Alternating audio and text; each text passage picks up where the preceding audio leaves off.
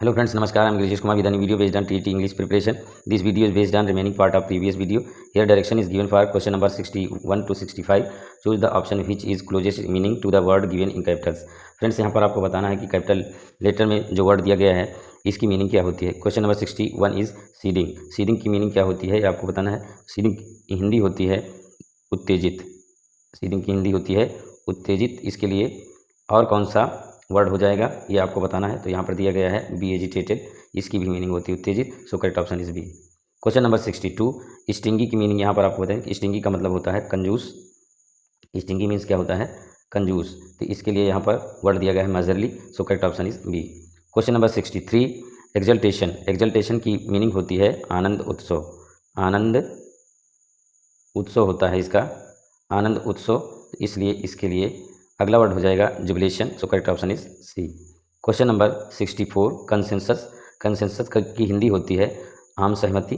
आम सहमति, आम सहमति होता है इसका। सो करेक्ट ऑप्शन इज, इसके लिए इसके लिए मीनिंग हो जाएगी यहाँ पर general agreement. So correct option is B. Question number 65, unceremonious की मीनिंग यहाँ पर आपको बतानी है। अनसेरेमनियस का मतलब होता है अनौपचारिक। अनौपचारिक, इसका मतलब होता है अनौपचारिक। तो इसका यहाँ पर नेक्स्ट वर्ड हो जाएगा informal. So correct option is B. Question number 66, which is based on literature. On seeing whom does Miranda exclaim. किसको देखकर मिरिंडा बोलती है, O father surely that is spirit lord how it looks about. अपने पिता से बात करती हुई बोलती है। किसके विषय में बोलती है ये आपको बताना है।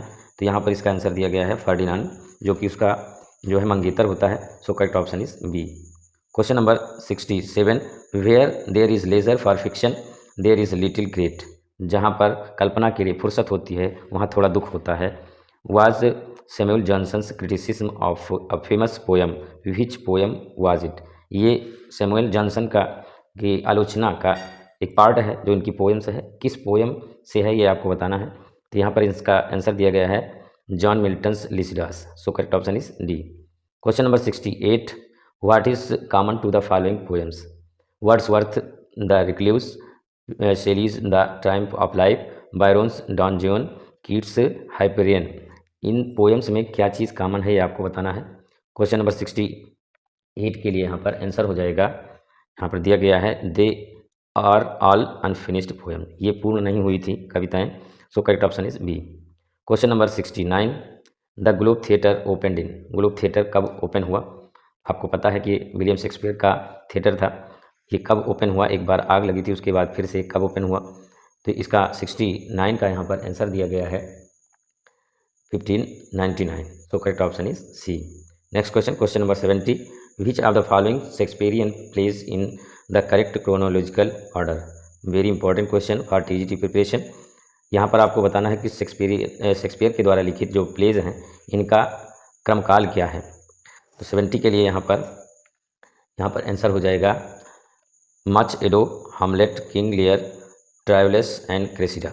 इसका आंसर हो जाएगा। So correct option is B. Next question, question number 71 is given here. 71 is as follows, which of the following statements about the Lyrical Ballads is not true. यहाँ पर इज होना चाहिए, इज नॉट ट्रू। यहाँ पर आपको बताना है कि कौन लिरिकल बैलेट्स जो लिखा गया था उसके लिए यहाँ पर दिए गए ऑप्शन में कौन सा ट्रू नहीं है। यहाँ पर ऑप्शन इसके दिए गए हैं, ऑप्शन से आपको बताना है। 71 के लिए सही आंसर हो जाएगा यहाँ पर it also printed from Gray's elegy written in a country churchyard. So correct option is D. Question number 72, in which play by Shakespeare do we find widowed queens questioning the assumptions of male politics. यहाँ पर आपको Shakespeare की play से question पूछा गया है। तो 72 के लिए यहाँ पर आंसर हो जाएगा Richard third. So correct option is B. Question number 73, ripeness is all occurs in. ये किस में होता है ये आपको बताना है। तो किंग लियर यहाँ इसका सही आंसर दिया गया है। So correct option is A. Question number 74, as Adam and you leave paradise hand in hand with wandering steps and slow, book 12th Paradise Lost, what is their consolation. यहाँ पर इसका answer आपको करना है। 74 के लिए इसका आंसर दिया गया है they are comforted by their for knowledge of coming of Christ as redeemer of mankind. So correct option is B. Question number 75 lexis refers to lexis ये किसको बताता है, ये आपको आंसर करना है। 75 के लिए यहाँ पर आंसर दिया गया है all word form having meaning are grammatical function. So correct option is ए।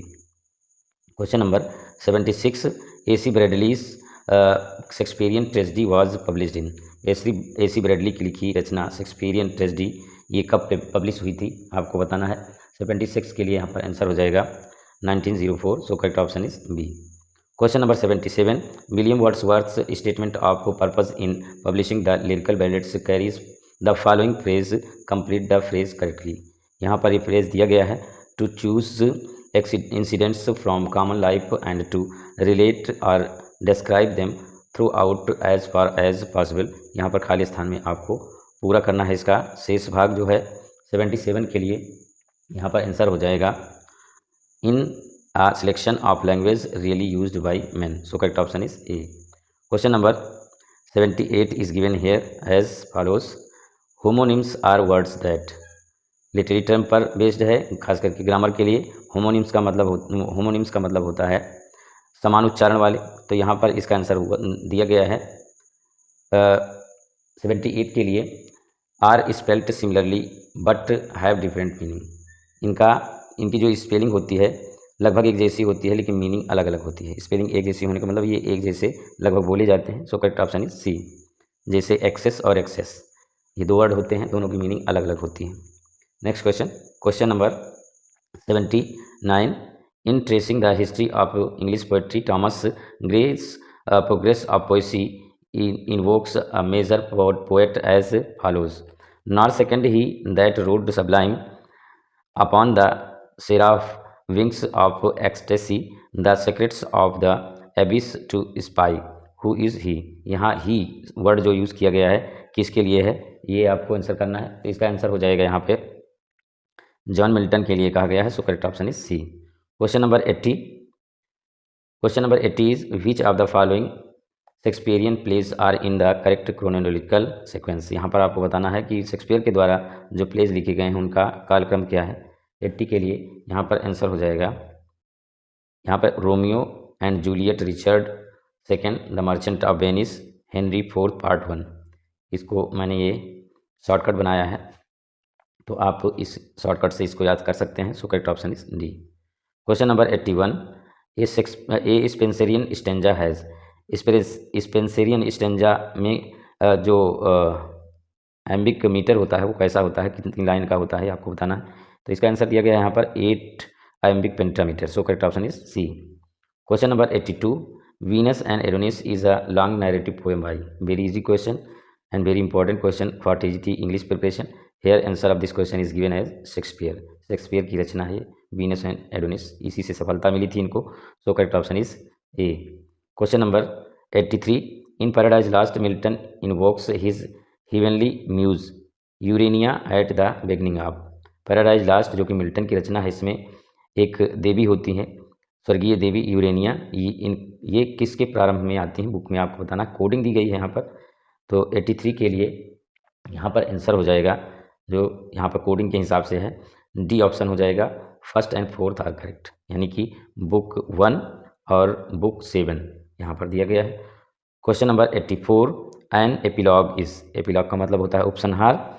उपसंहार होता क्या है ये आपको बताना है। तो इसका आंसर यहाँ पर दिया गया है suffixed to a text which is sums up और एक्सटेंड्स। तो correct option is B. Question number 85 is given here. 85 is as follows for nature then the coarser pleasures of my boys days and their glad animal movements all gone by to me was all in all। in these lines from Tinton Abbey revised Wordsworth is talking about। इस line में Wordsworth किसके विषय में बात कर रहे हैं ये आपको बताना है। 85 के लिए यहाँ पर आंसर हो जाएगा both the first and second stages in his relationship with nature, क्योंकि नेचर पोएट थे तो नेचर के विषय में बात कर रहे हैं। So correct option is C. Question number 86 Shakespeare wrote dash plays, Shakespeare ने कितने प्लेज लिखे थे? तो वैसे तो 40 प्लेज इन्होंने कुल लिखे थे, लेकिन जो ज़्यादातर पॉपुलर हैं उनकी संख्या है यहाँ पर 36 दी गई है। वैसे ये भी डिस्प्यूटेड है, 37 बताए जाते हैं, कुल मिला के कितने बताए जाते हैं? 37, लेकिन यहाँ 36 दिया गया है क्योंकि एक पेरिकल्स जो है उसको हटा दिया गया था। तो correct option is C. Next question, question number 87, which of the following plays was written first by Shakespeare? Shakespeare के द्वारा सबसे पहले कौन सा प्ले लिखा गया था, ये आपको बताना है। 87 के लिए यहाँ पर आंसर हो जाएगा Henry six. So correct option is A. Question number 88, which of the following characters does not appear in Hamlet? Hamlet में कौन सा करेक्टर नहीं आता है? तो यहाँ पर इसका बहुत ही आसान जवाब दिया गया है। मिरिंडा जो है टेम्पेस्ट में होती है, इसलिए ये जो है हैमलेट में नहीं होती है। बाकी पोलोनियस, गर्ट्रूड और क्लॉडियस जो कि विलेन होता है इसमें, और सारे हैं।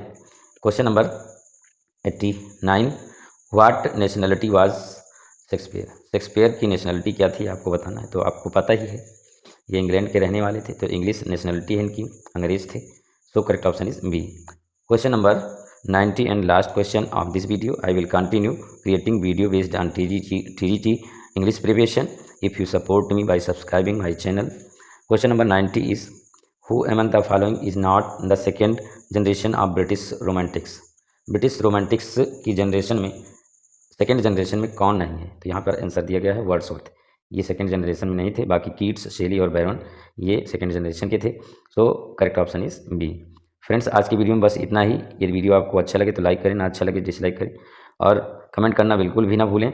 और यदि आपको इस वीडियो से कुछ लाभ मिलता है तो please support me and subscribe my channel to get notification as soon as you wish. Thank you very much.